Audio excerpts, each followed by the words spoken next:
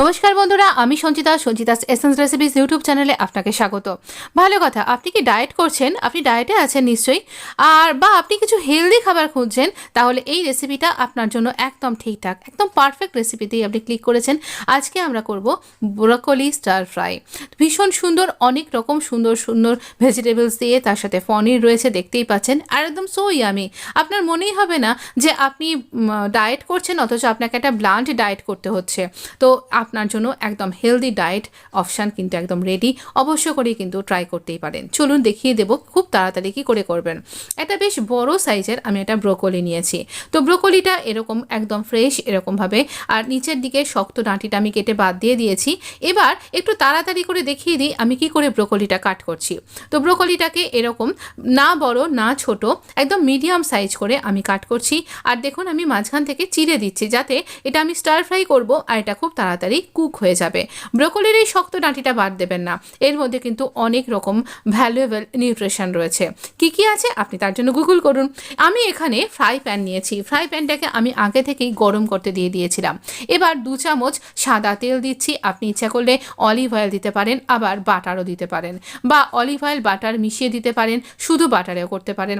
এবার তেলটা একটু গরম হয়ে গেলে দিয়ে দিলাম বেশ কিছুটা রসুন কুচি, আর একটু মোটা মোটা করে কাট করা এরকম একটা বড় সাইজের পেঁয়াজ। তো পেঁয়াজ যদি আপনার এখানে ভালো না লাগে, পেঁয়াজ রসুন বাদ দিতে পারেন, কিন্তু পেঁয়াজ রসুনের জন্যই কিন্তু একটা সুন্দর ফ্লেভার আসবে।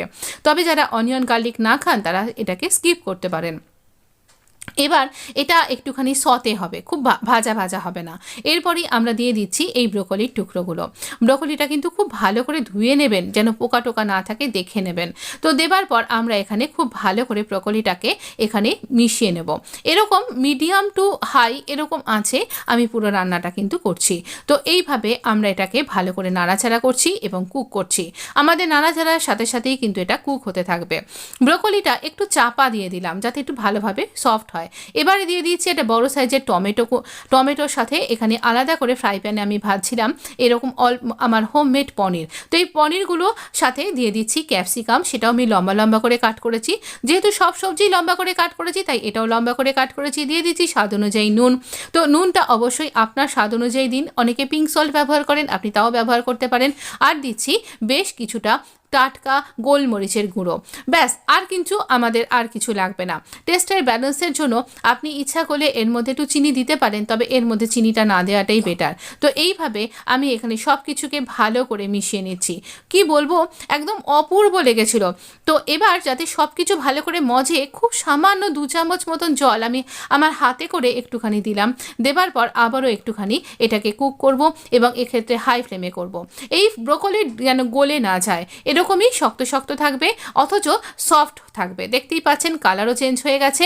চলুন পরিবেশন করে দিচ্ছি। আপনি শুধু শুধু খেতে পারেন, কারণ আপনি ডায়েটে রয়েছেন। আবার আপনি যদি আমার মতন ডায়েট করছেন না, তাহলে পারে একটু ভাত আর একটা রুটি দিয়েও খেতে পারেন, বা পরোটা দিয়েও খেতে পারেন। ভীষণ ইয়ামি, যাই দিন না কেন অপূর্ব লাগবে। ভালো কথা, ভালো লাগলে লাইক আর সাবস্ক্রাইব করে পাশে রাখতে ভুলবেন না।